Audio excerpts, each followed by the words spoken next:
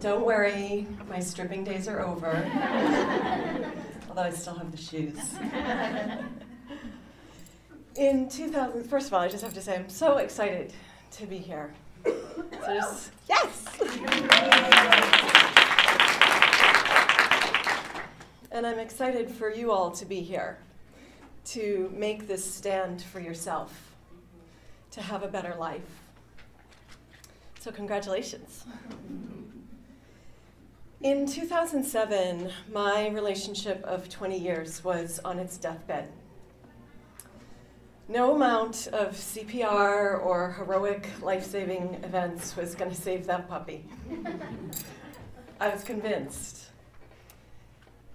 And yet now, 6 years later, it is the very picture of vibrant health. The experience, with the same guy even,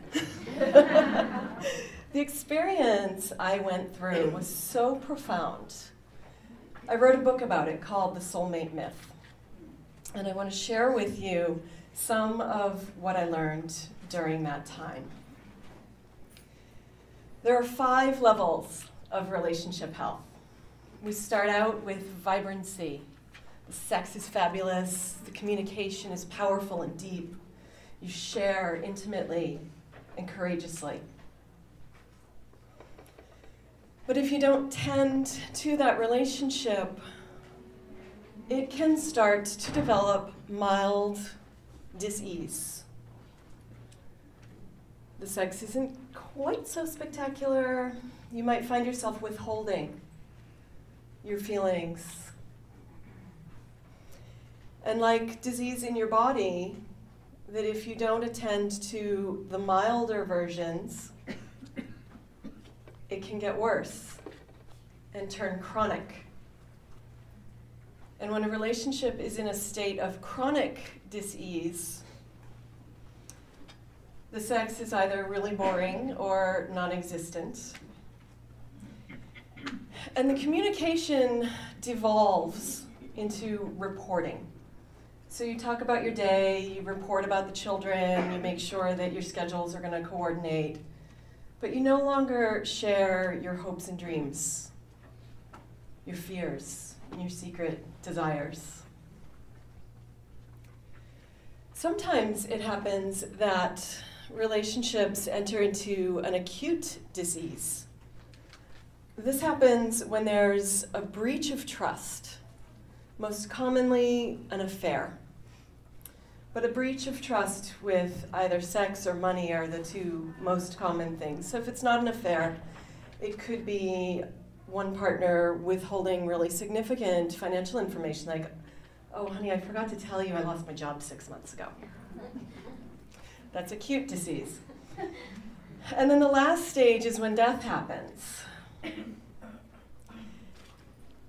I believe there's only 2 times when a relationship really needs to enter into this phase of relationship health. The first is when there's abuse, because there is no excuse for abuse. The second is when one partner is steadfastly determined to maintain the status quo.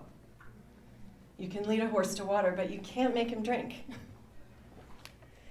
But I see over and over again relationships that are in chronic disease or acute disease that are sentenced to premature death. Because we don't fully understand the symptoms and we don't know what to do to cure it. I'm going to talk about 3 common relationship dynamics that impact your relationship health. And I invite you to listen with an ear toward your own relationship to see if you recognize any of the symptoms in your own life. The first dynamic is unrealistic expectations. This happens because everything we've learned about love is wrong. We learned about love from fairy tales, and as we age, romantic stories, where everyone lives happily ever after without even trying. Some of the symptoms that this dynamic is happening in your relationship is, the first is that there's a whole lot of rescuing going on. In our fairy tales, Prince Charming rescues the princess, right?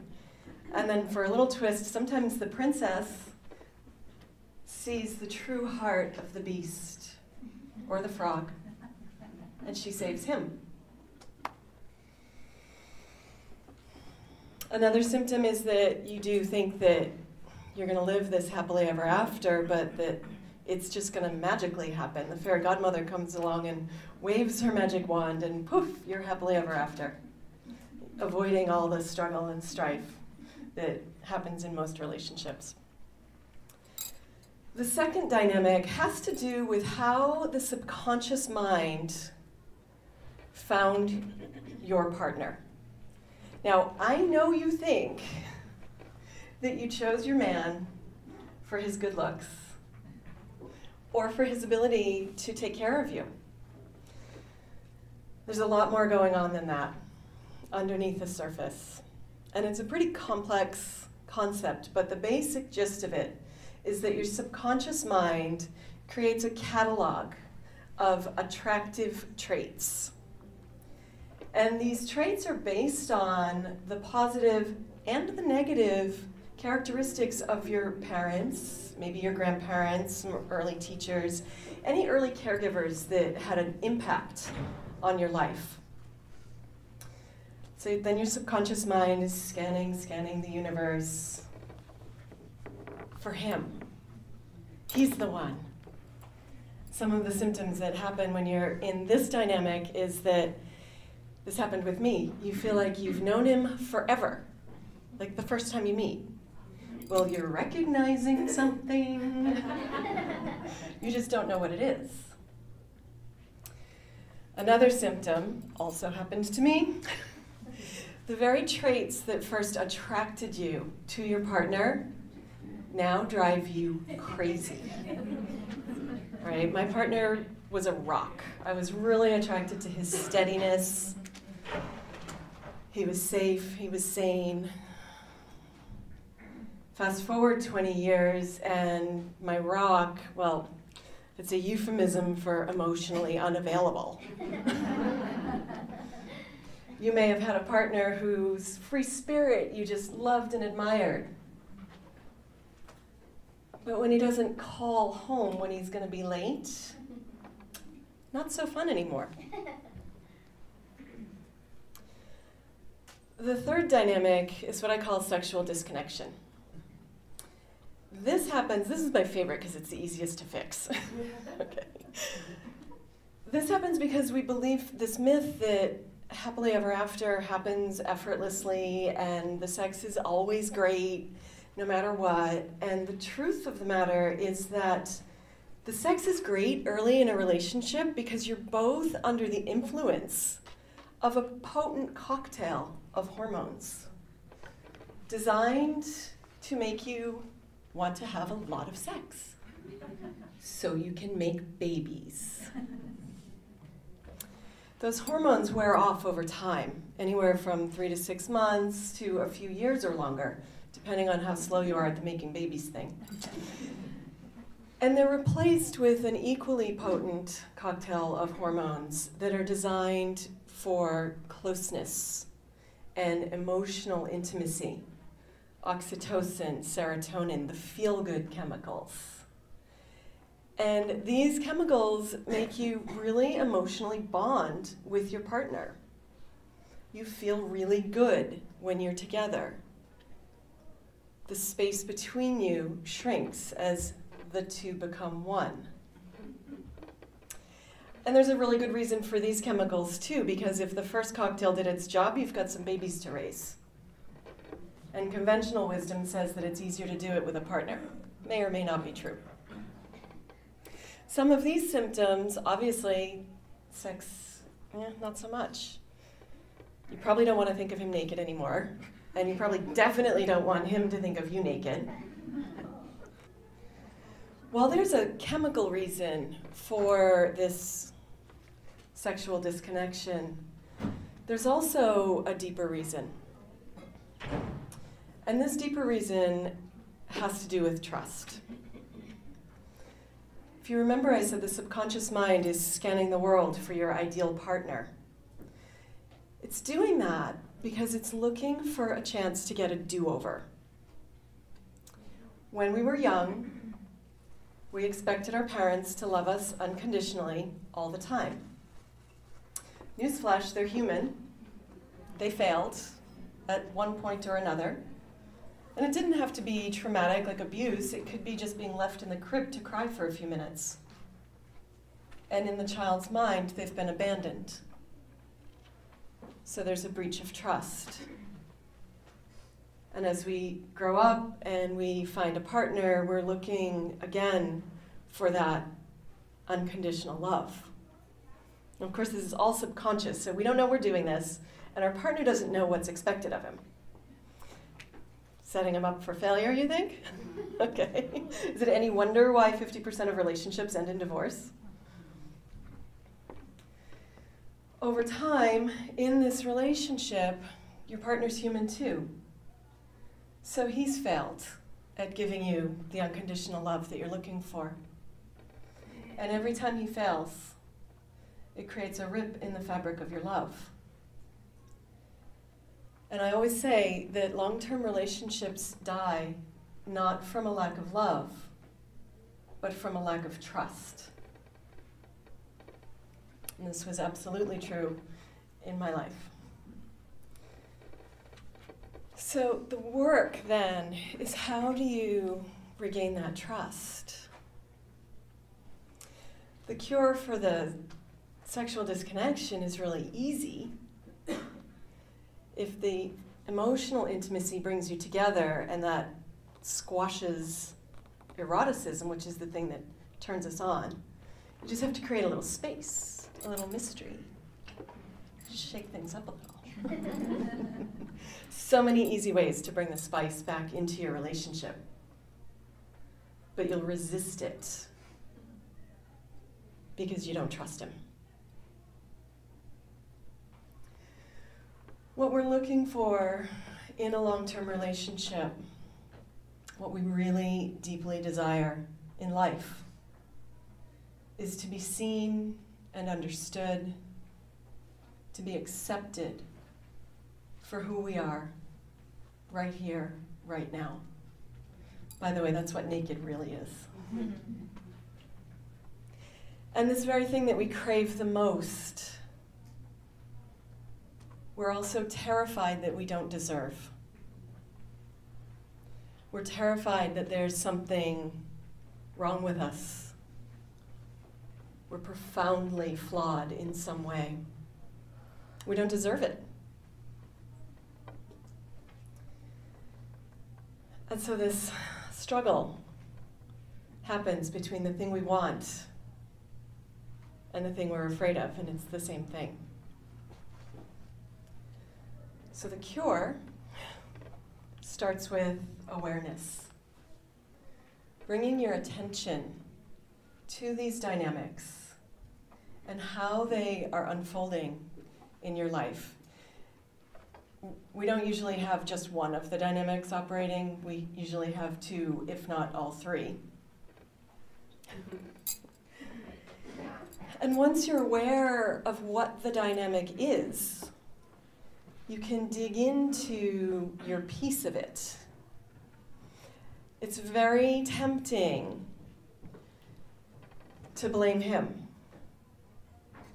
He did this, he doesn't do that. He. The joke's on me. I thought it was all him. And when I started digging in, I realized, oh yeah, there are two of us here in this relationship. And once you're aware of the dynamic and your piece of it, you have to make a decision. Do you want to be the one clinging to the status quo? Or do you want to Put your big girl panties on, gather up your courage, and dive in. We want this unconditional love. We crave it, and we're terrified that we don't deserve it at the same time.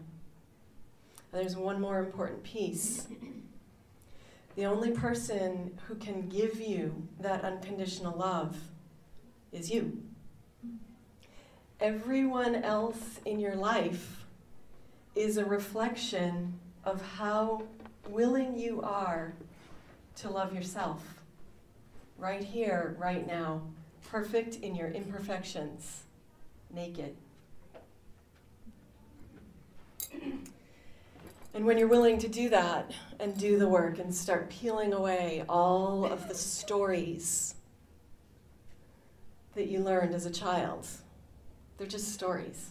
In fact, all of us speakers are all saying the same thing. We really are. And it works in relationships, and it works in business, and it works in health. Can you unravel the stories that make you think you're not good enough, that there's something wrong with you? You're flawed, nobody understands you, and you don't deserve this love. But the truth is that you are this love. And the process is a process of remembering that you are this love and finding your way back. My experience, bless you, my experience in doing this was as I unraveled all of the stories I had,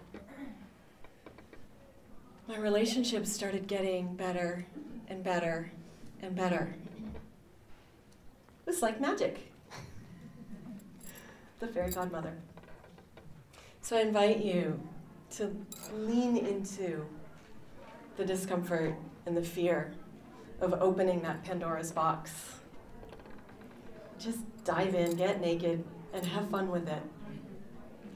Now, I have some things for you. I have handouts with notes of my talk in case I forgot something. And I also have a free gift. And they are available at the Natural Healers Network table, which is right in the front next to where you registered. And so there's a handout and there's a free gift, and I just wish you love. I wish you the love that you are. I just want to thank you all for being here and for sharing your energy with me today. Thank you.